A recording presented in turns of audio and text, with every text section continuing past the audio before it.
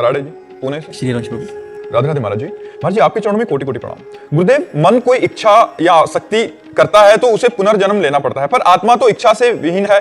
आत्मा किसी चीज से आसक्त नहीं होती। अगर आत्मा ने किसी चीज की इच्छा या आसक्ति नहीं की तो आत्मा का पुनर्जन्म क्यों महाराज जी? आत्मा को ही तो भ्रम हो गया। भ्रम तो आत्मा को ही है। आप हैं आत्मा, आप ही तो हैं आत्मा, लेकिन आपने अपने को शरीर मान रखा है कि नहीं? इसी भ्रम का तो दंड मिल रहा है, पुनर्जन्म। बार बार जन्म मरण हो रहा है। मन की इच्छा को आपने अपनी इच्छा मान ली। नहीं, मन की इच्छा को मन की इच्छा में छोड़ो, आप दृष्टा बनो। मन की इच्छा को आप ये देखना है, मैंने देखा कहते हो कि नेत्रेंद्रिय ने देखा? आप क्या बोलोगे? आज मैंने देखा तो भोगो, फिर मैंने देखा तो उसका शुभ देखा या अशुभ देखा उसको भोगो। मैंने सुना, शुभ सुना या अशुभ सुना उसको भोगो। मैंने खाया, अच्छा खाया या बुरा खाया उसको भोगो। मैंने भोगा तो अच्छा भोगा या बुरा भोगा उसको भोगो। भ्रम तो प्रभु मन आत्मा नहीं है ना? पर नहीं, मन नहीं, मन नहीं ना, मन की इच्छा है प्रभु। आत्मा की तो आत्मा ने मन में अपना तदात्म कर लिया है, मन को अपना मान लिया है। मन की इच्छा को अपनी इच्छा मान लिया है। जो मन सलाह देता है वही बुद्धि निश्चय कर देती है, वही आत्मा मान लेता है। जीव एक रथी है, समझ रहे हो? शरीर एक रथ है, इंद्रियां इसके घोड़े हैं, मन इसकी लगाम है और बुद्धि इसका ड्राइवर सारथी है। अब रथी ऐसे बैठा है, अब सारथी मन की लगाम को ढीली कर दिया, बुद्धि रूपी सारथी। हार किसकी होती है? राजा की होती है ना। हाँ, और सैनिक जीतते हैं तो विजय किसकी होती है? राजा की होती है। तो ये सैनिक अगर गंदे आचरण करें तो बंधन में कौन आया? वही सुअर बना, वही कुत्ता बना, वही नीच योनियों में, वही प्रेत योनियों में, अधम योनियों को प्राप्त हुआ निर्विकार सच्चिदानंद स्वरूप आत्मा। तो इनको ठीक करने के लिए मनुष्य जन्म मिला है कि हम इनको ठीक कर लें। इनमें हमारी आसक्ति हो गई है। आज मेरा मन कहता है ये खाना है, ये खाना है, लेकिन आज मैंने ये खाया, कहता मन है और खाया मैंने, तो अहंकार विमूढ़ आत्मा करता हमिति मन्यते, मैंने किया, मैंने खाया, करता और भोगता भाव, तुम मरो फिर भोगो। ये दुर्गति हो रही है अज्ञान के कारण। यद्यप निर्लेप निर्विकार अचाह आप्त कामात्मा है, लेकिन वो मन में तदात्म कर लिया। मन इंद्रियों में, इंद्रियां भोगों में, दुर्गति हो गई। इसीलिए तो शास्त्र स्वाध्याय सत्संग के द्वारा हम ज्ञान अर्जन करते हैं और गलत आचरणों से अपने मन इंद्रियों को बचाते हैं और भगवान के चिंतन में लगाते हैं। हम मुक्त होते चले जाते हैं। जिन जिन विषयों का त्याग होता गया उससे मुक्त हो गए। सर्व विषय त्यागी मोक्ष को प्राप्त हो गया। स्वरूप ही है, उसे कभी बंधन प्राप्त हुआ ही नहीं, पर उसने भ्रम से अपने को बंधन में मान लिया। अब ये भ्रम जब तक, जैसे शरीर तुम नहीं हो, शरीर एक ढांचा है पांच भौतिक, लेकिन पूरा तदात्म है कि नहीं? मैं शरीर हूं। अब इस शरीर के द्वारा जो भी कर्म बनेंगे वो आत्मा को बंधन में डाल देंगे। यही आत्मा नाली का कीड़ा बन जाता है जाकर, यही देवता बन जाता है, यही भगवत स्वरूप हो जाता है। जैसे कर्म होते हैं वैसे भोगना पड़ा। और अगर इसके कर्ता और भोक्ता भाव खत्म हो जाए तो मोक्ष को प्राप्त हो जाएगा। इसीलिए साधना की जाती है। समझ में आया आपको बात? शेखर जी सहारनपुर से। राधे राधे महाराज जी। गुरुदेव भगवान श्री जी ने हमें जितनी संपत्ति, यश, मान, सम्मान दिया है, हमें उसमें सबर संतुष्टि क्यों नहीं हो पा रही? और ज्यादा इससे कभी नहीं होगी, एकत्रित करने की इससे कभी नहीं होगी, कभी नहीं होगी, क्योंकि इसका नाम माया है। माया जो कभी तृप्त ना हो, चाहे जितना भोग लो। जैसे एक पुरुष पूरे विश्व की समस्त स्त्रियों से समस्त जौधान्य और समस्त बैंक बैलेंस का स्वामी हो जाए तो भी उसे तृप्ति नहीं होगी। संतुष्टि कब आएगी जी?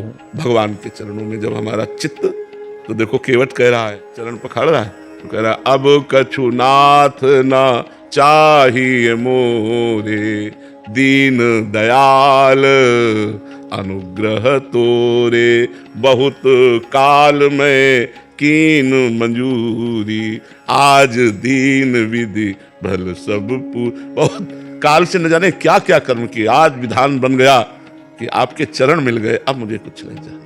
जब तक भगवान के चरण न मिलेंगे तब तक शांति नहीं।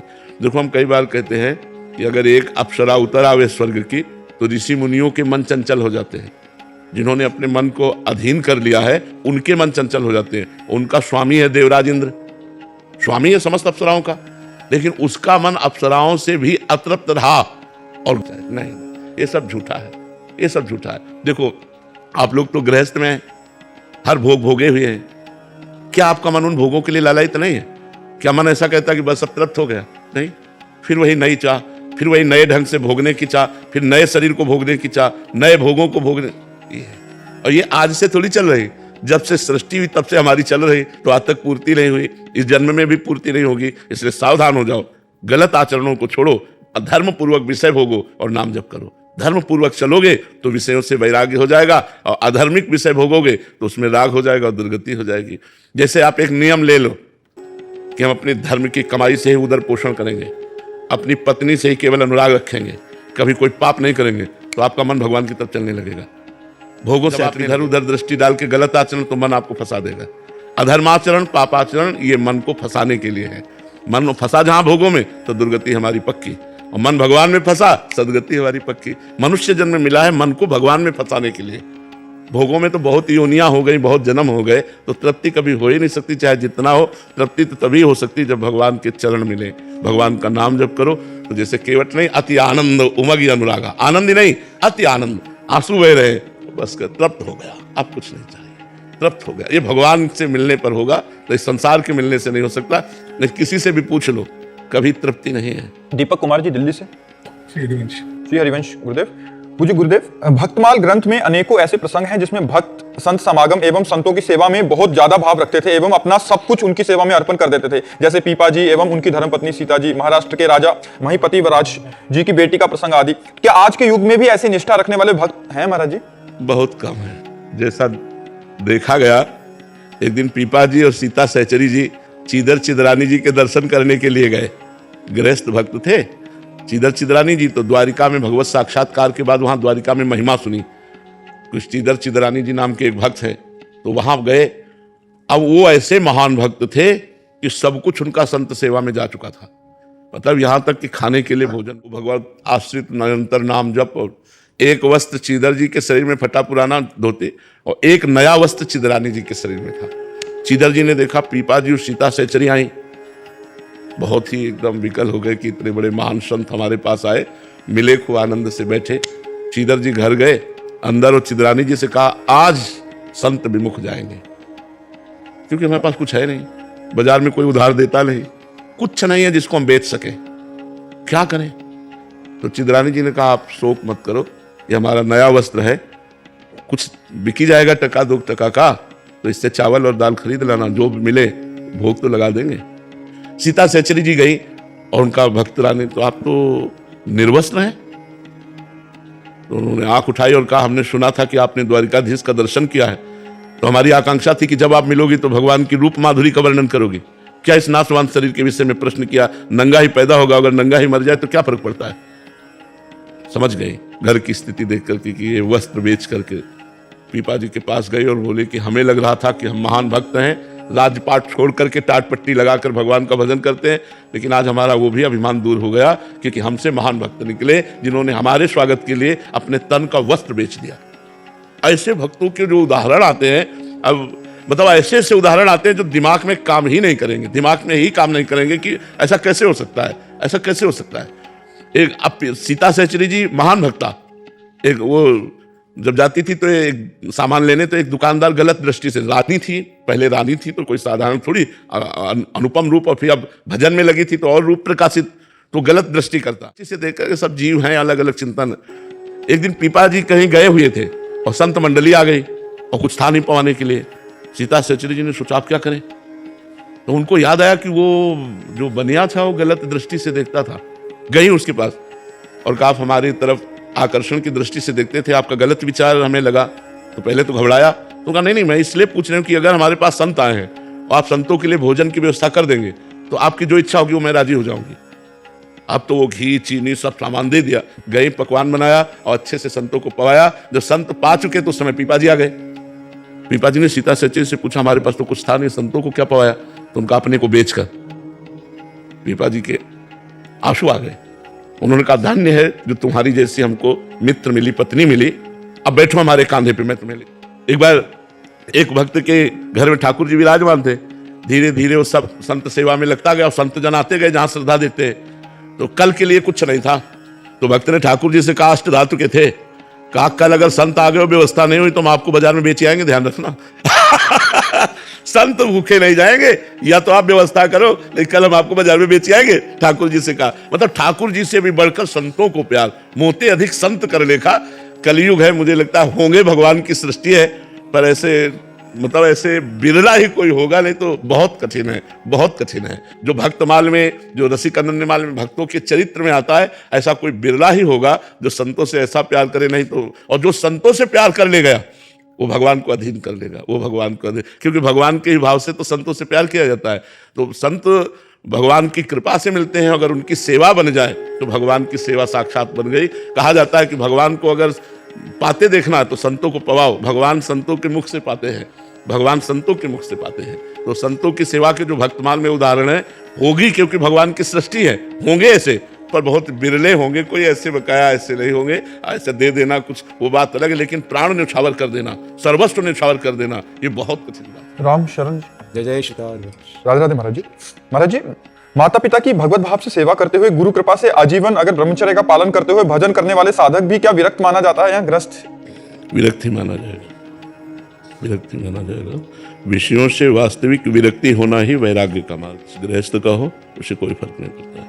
वेश विरक्त है और विषयों से अनुराग रखता है तो पाखंडी है। बिन विवेक वैराग्य भक्ति बिनु सत्य न एको मानो, भगवत विमुख कपट चतुराई सो पाखंड नहीं जानो। भगवत ऋषि जी कह रहे, विवेक और वैराग्य और भक्ति से युक्त हृदय है सो तो सत्य है, अगर विवेक वैराग्य और भक्ति नहीं तो पाखंडी है कोई भी हो। तो बात विषयों से वैराग्य की है, बात भगवत तत्व के ज्ञान से है, बात भगवान के अनुराग की है। अगर एक गृहस्थ में आता तो वो महात्मा है।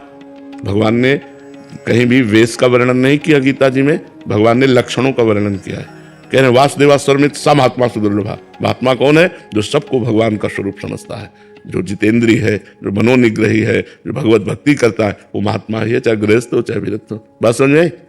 गीतांशु जी सहारनपुर। राधे राधे। राधे राधे महाराज जी। महाराज जी, आपके प्रवचनों में सुना कि सिर्फ नाम जप से कल्याण हो जाता है, अगर नाम जप ना हो रहा हो तो क्या दान से भी कल्याण हो सकता नहीं, दान एक पुण्य क्रिया है। शुभ और अशुभ दो प्रकार के कर्म है। दान एक शुभ कर्म है जिसका फल सांसारिक सुख है। बहुत उच्च कोटि का दान हुआ तो स्वर्ग का सुखांत है। जब तक नाम जप नहीं करोगे तब तक संसार से मुक्त नहीं हो सकते। तुम यज्ञ करो, दान करो, पुण्य करो, ये जो करोगे इसका तुम्हें फल मिलेगा, लेकिन भगवत प्राप्ति थोड़ी होगी। भगवत प्राप्ति भजन से होती है। महाराज जी, अभी आपने एक प्रश्न के उत्तर में अभी थोड़ी देर पहले कहा था कि उसने दान किया तो उसकी बुद्धि शुद्ध हो गई। संतों बुद्धि शुद्ध का मतलब भगवत प्राप्ति थोड़ी हो गई।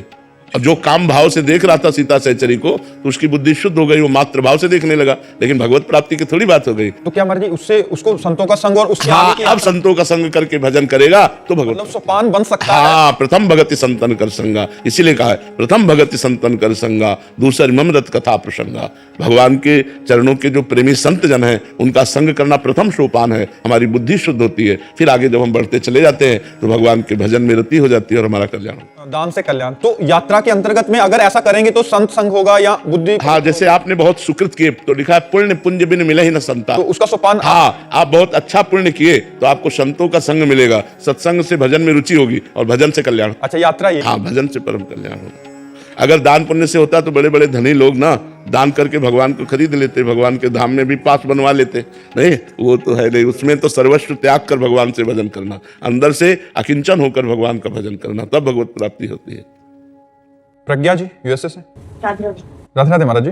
महाराज जी, मैं प्रिया लाल की हूँ और गुरुदेव भगवान आपकी और इष्ट की कृपा से इसी जन्म में मुझे भगवान की प्राप्ति होगी। क्या मुझसे निकुंज में अगर कोई ऐसी गलती हो जाए जिसके कारण? नहीं, वहां गलती ही नहीं होती। गलती अंशुल जी।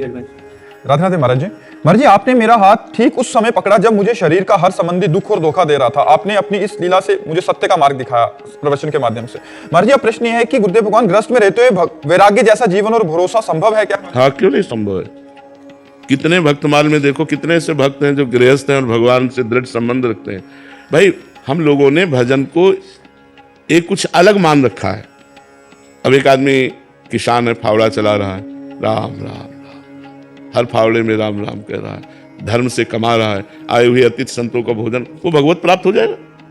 आए हुए अतिथि संतों का भोजन पालन और करा रहा है, किसानी कर रहा है, भगवान का नाम जब वो कभी माला लेके नहीं बैठता, कभी आरती नहीं करता, वो भगवत प्राप्त हो जाएगा। आप नौकरी जा रहे हैं, जाते समय नाम जप कर रहे हैं, 8 घंटे नौकरी कर रहे हैं, बीच बीच में नाम जप कर रहे हैं, 8 घंटे को कृष्णार्पणम मस्तु कर दिया, घर आए, अपने परिवार से सबसे मिले, हंसे बोले, जिससे जैसा धर्म है वैसा व्यवहार किया, खाया पिया, एकांत हो गए, भगवान का चिंतन कर रहे हैं, धर्म पूर्वक विषय भोग रहे, वो भगवान को प्राप्त हो जाएगा। हमने भगवत प्राप्ति कोई ऐसा कठिन समझ रखा है, भजन को ऐसा समझ, तो कहते फिर आप लोग पूर्ण करते हुए, राजी खुशी से भजन करते हुए, जो विपत्ति दुख आवे सहते हुए भगवान को प्राप्त हो गया। तो भगवान को प्राप्त करना कठिन नहीं है, गंदे विषयों को छोड़ना कठिन है, गंदी आदतों को छोड़ना कठिन है, जो निषेध है उनको छोड़ना कठिन है। अगर वो छोड़ दो तो गृहस्थी में आप संत हो, गृहस्थी में संत हो। संत का मतलब केवल वेश से नहीं होता, उद्देश्य से होता है, लक्षणों से होता है। अगर आप में लक्षण श्रेष्ठ हैं तो आप संत हो। तो ये भगवत मार्ग में चलो तो भगवान कृपा करेंगे। कोई ऐसा नहीं है कि कपड़ा बदलने से ही काम बनता हो, ऐसा नहीं है। हाँ, आपकी अब भोगों में रुचि नहीं रही तो संसार में रहना अच्छा नहीं लगता, तो चलो वैराग्य मार्ग लेकर के एकांत में भगवान का निरंतर चिंतन करो और जगत मंगल के लिए अपना भजन दान करो। करना पड़ेगा जगत मंगल, बिना यहाँ जगत मंगल किए नहीं जा सकते यहाँ से। अगर ऐसे गए तो सदगति नहीं होगी, क्योंकि संसार का अन्न खाया, संसार का वस्त्र पहना, संसार में पैदा हुए तो संसार का हित करो, संसार का मंगल करो, तब जाओ यहाँ से। ऐसे थोड़ी सबकी ड्यूटी है, तुम अपने हिसाब से हित करो, हम अपने हिसाब से हित करते हैं। मतलब कोई दीपक है तो थोड़ा प्रकाश कर रहा है, कोई हाइलोजन है तो बड़ा प्रकाश कर रहा है। ऐसे जितनी क्षमता है दो को ही सही, दो को ही भगवत मार्ग में लगाओ, दो का परोपकार करो। किसी के 20 का करता है, कोई 200 करता है, कोई हजारों का करता है, तो करना पड़ेगा। चाहे गृहस्थ हो चाहे विरक्त हो, परोपकार करो और भजन करो। अब जैसे आपका सबसे बड़ा परोपकार माता पिता की सेवा, पारिवारिक जनों की सेवा, धर्म पूर्वक मेहनत से कमाना, नाम जप करना, कोई भूखा दरवाजे आ गया उसे भोजन दे देना, कभी तीर्थ यात्रा आदि गए वहाँ दान पुण्य कर देना, भगवान का नाम जप कर रहे हैं और ये सब कर रहे हैं तो वो सब भगवत प्राप्ति का हेतु हो जाता है। ज्यादा मेहनत की जरूरत थोड़ी है। प्रदीप जी जोधपुर से। राधे राधे महाराज जी। महाराज जी, श्री जी की कृपा जब जीव पर होती है तो उससे क्या संकेत मिलते हैं? सबसे पहला उसे साधु समागम प्राप्त होता है, संतों का संग प्राप्त होता है। जब द्रवहि दीन दयालु राघो साधु संगति पाई, अब मोहि भाव भरोस हनुमंता, बिनु हरि कृपा मिले नहीं संता। जब भगवान कृपा करते हैं, श्री जी कृपा करती हैं तो अपने जनों का संग देती हैं, और जब संत संग होता है तब हमारे जीवन से दुर्व्यसन, दुराचरण इनका त्याग होता है और सतमार्ग पर हमारे कदम बड़े जोर से चल पड़ते हैं और साधु संग की कृपा से हम भगवान को प्राप्त कर पाते हैं। तो प्रथम संत मिलन, जहाँ संत मिलन हो तो समझ लो अब हमारा अंतिम जन्म आने वाला है। इसलिए भगवान ने हमें सत्संग प्रदान किया, साधु संग प्रदान किया। बिना भगवान की कृपा के, श्री जी की कृपा के, रसिक जनों का संग, संत जनों का संग, भगवत प्रेमी महात्माओं का संग दुर्लभ है। यही कृपा, यहीं से जीव का आध्यात्मिक उत्थान होता है। प्रथम भगति संतन करि संगा, सबसे पहली भक्ति है संतों का संग और ये भगवान की कृपा से प्राप्त होती है। शिवम पांडे जी। राधे राधे महाराज जी। महाराज जी, क्या निरंतर भक्ति का प्रयास करने से मेरे भीतर छिपी वे सारी बुराइयां समाप्त हो सकती हैं जिन्हें मैं अपने जीवन में नहीं चाहता? लेकिन बिल्कुल बिल्कुल बिल्कुल, लेकिन लंबे समय तक। ये बुराइयां दुर्वासना मम सदा परिकर्षयन्ति, ये दुर्वासना सदैव हमको अपनी तरफ खींचती रहती है, क्योंकि अनंत जन्मों से हम इन दुर्वासनाओं के ही खेल में लगे रहे। अगर सद उपासना होती तो भगवत प्राप्ति हो जाती। दुर्वासना है इसका मतलब हमारे अंदर अज्ञान है, इसका मतलब साधना नहीं बनी भगवत प्राप्ति की। तो दुर्वासना का त्याग करने के लिए जब हम भगवत प्राप्ति की जो साधन पद्धति है उसको स्वीकार करते हैं और खूब अथक प्रयास करते हैं, तब भगवान की कृपा हो जाती है और विकार धीरे धीरे शांत होते हैं। ऐसा नहीं है कि आप वर्ष 2 वर्ष साधना करें और आप बिल्कुल निर्विकार हो जाएं, ऐसा नहीं है। दीर्घ काल तक ये विकार स्फुरित होते रहते हैं। अगर कुसंग बन जाए तो दीर्घ काल तक साधना करने के बाद भी ये भ्रष्ट कर सकते हैं। ये विकार कोई साधारण नहीं, काम क्रोध लोभ मोह मद मत्सर। इसलिए दीर्घ काल तक भगवान का स्मरण करते हुए, कुसंग का त्याग करते हुए, पवित्र आचरण, पवित्र विचार, पवित्र भोजन, तो फिर हम दुर्वासना पर विजय प्राप्त कर सकते हैं। ये दुर्वासना बहुत ऊंचाई तक जाती है, ये मत समझ लेना कि 2-4 वर्ष के भजन से शांत हो जाती है, नहीं। जोधपुर से। राधे राधे महाराज जी। महाराज जी, सत्संग मंडली के माध्यम से भक्ति मार्ग में प्रवेश पाकर मेरा जीवन धन्य हुआ और उसी संग से मैं आध्यात्मिक रूप से आगे बढ़ पाई हूँ। अब अंतःकरण एकांतिक भक्ति की ओर प्रेरित हो रहा है, किंतु समय की सीमाएं मार्ग में बाधा बन रही हैं। ऐसी स्थिति में क्या किसी का मन दुखाकर दूरी बनाना उचित है या प्रभु की कृपा से? नहीं, हमें तो ऐसा नहीं लगता कि हमारा अगर एकांतिक भजन है अंदर का तो हम बाजार में भी कर सकते हैं, नौकरी करते हुए भी कर सकते हैं, हम हर स्थिति में भजन कर सकते हैं। भजन के लिए भागकर कहीं एकांत जाने की जरूरत नहीं है। जहां हो वहीं भजन का अभ्यास करो, जिस परिस्थिति में हो उसी परिस्थिति में भजन करके निकल जाओ तो तुम्हें माया परास्त नहीं करेगी। भागकर कहाँ जाओगे? कहीं एकांत नहीं है, एकांत तो हृदय में है। और हमारा जब हृदय भगवान के लिए तड़पने लगा तो इसी का तो नाम भजन है। हम नौकरी करते हुए, व्यापार करते हुए, किसानी करते हुए, गृहस्थ के कार्य करते हुए, सबके बीच में रहते हुए, रिश्तेदारों से मिलते हुए भी हमारा हृदय तड़प रहा है भजन के लिए, इसलिए हमारा भजन चल रहा है। यही भजन जा करके हमको भगवत प्राप्ति कराता है। ये कभी भूल मत करना, भगवान के द्वारा दी हुई परिस्थिति का यदि त्याग कर दोगी तो जो भजन चल रहा है वो भी छूट जाएगा। आप सोचो कि चलो हम भागकर भजन करते हैं, तो फिर आओ आप देखो जो भजन चल रहा है वो छूट न जाए तो हमें बताना। यदि भगवान तुम्हें वृंदावन लाए संयोग बना के, वो बात अलग की है, क्योंकि यहाँ होगी भोजन व्यवस्था, रहने की व्यवस्था, किसी का संग, किसी का आश्रय, वो आपके भजन को बाधा पहुंचा देगा। जहां हो, जिस परिस्थिति में हो, तुम्हारा केवल कर्तव्य है भजन को संभालते रहना, परिस्थिति के बदलने की मांग ना चाहना, कहीं आने जाने की बात मन में ना आना। जैसा प्रभु करे, जोई जोई प्यारो करे, सोई मोहि भावे। अगर उनको एकांत देना है तो एकांत दे देंगे, उनको समाज में रखना है तो समाज में रहते हुए भी हम भजन करेंगे। हम आपसे बात कर रहे हैं, तुम्हें आश्चर्य होगा, लेकिन हमारा भजन चल रहा है। जैसे आप हमारी बात सुन रहे हैं लेकिन आपका अंदर चिंतन कुछ और चल रहा है, देख लो, ऐसे ही भजन होता है कि हम आपसे बात कर रहे हैं लेकिन हमारा आंतरिक हृदय किसी और क्षेत्र में लगा हुआ है। ऐसे भजन होता है। बाहर से हम संसारिकता में लगे हैं और अंदर से भगवान को पुकार रहे हैं, यही सबसे बड़ा भजन है। आप भागना नहीं किसी परिस्थिति से, जैसी परिस्थिति भगवान ने दी है उसी परिस्थिति में भजन करके निर्वाह कर ले जाओ तो भगवत प्राप्ति हो जाएगी। कराती जी ग्वालियर से। राधे राधे महाराज जी। महाराज जी, आपने एक बार एकांतिक में बोला था कि आप हमें उंगली पकड़ा दो समेट के तो हम ले जाएंगे। महाराज जी, यहाँ उंगली पकड़ाने का तात्पर्य क्या है? हमारी बात मान लो, आप हमारी थोड़ी सी बात मान लो। पूरी बात तो भगवान आपको सामर्थ्य देंगे मानने की। अगर थोड़ी सी भी बात हमारी, एक भी बात मान लिए, एक बात मान लिए तो आपको 100 बातें मानने योग्य बना देगा। राधा नाम सुधा रसम जसी तुम जिह्वास तुम्हें विभला। तो हम सबसे प्रार्थना करते हैं, यदि आपको क्रोध आता है, आपकी कड़वी वाणी है, आपका अहंकार है, आप राधा राधा जपिए, ठीक हो जाओगे। हम ठीक हो गए तो सब ठीक हो जाएंगे ना। अगर एक रोग का मरीज ठीक हो जाए तो दवा काम कर रही है, तो पहले मरीज तो हम ही है। हम अपनी बात कहते हैं, जब श्री लाडली जी की उपासना आई तो उसने सब धो बहा करके ऐसा कर दिया है, जैसा आप ताबले देख रहे बकाया फेल है। ऐसे जीव का हृदय एकदम कोमल हो जाना, ये साधुता है। जब गोस्वामी जी संत की परिभाषा लिखने लगे तो बोले, संत हृदय नवनीत समाना। गोस्वामी जी को लगा कि मक्खन सबसे ज्यादा कोमल होता है, मक्खन जो होता है। तो संत का हृदय कैसा? बोले मक्खन जैसा। एकदम लिखने के बाद इतना फिर विचार किया कि मक्खन में तो दोष है। तब कहा कविन पर कहीं न जाना। कवियों ने कहा तो कि संत का हृदय मक्खन जैसा होता है, पर सही नहीं कह पाए, क्योंकि निज परिताप द्रवई नवनीता और पर दुख द्रवई सुसंत पुनीता।